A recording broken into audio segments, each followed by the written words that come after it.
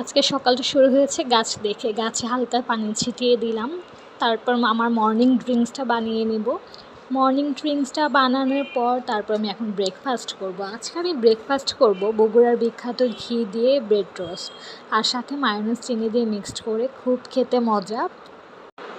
মজাদার ব্রেকফাস্ট করার পর তারপর ভাবলাম আব্বুর সাথে বসে কিছুক্ষণ বক্সিং দেখি। ছোটোবেলায় বক্সিং দেখতাম, খুব মজা লাগতো, খুব এনজয় করতাম।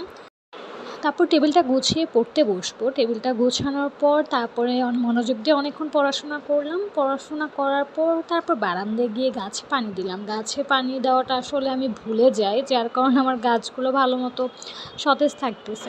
জামাই ঘুম থেকে উঠে দিল, তাকে আজকে স্পেশাল ব্রেকফাস্ট দিতে হবে, তাকে ব্রেকফাস্ট দিলাম। তো কালকে তার বার্থডে, তো যার কারণে আমরা সবাই মিলে সারপ্রাইজ দেওয়ার চেষ্টা করছি। তার জন্য কেক অর্ডার দিলাম, আমি একটা ভালো ডেজার্ট বানালাম।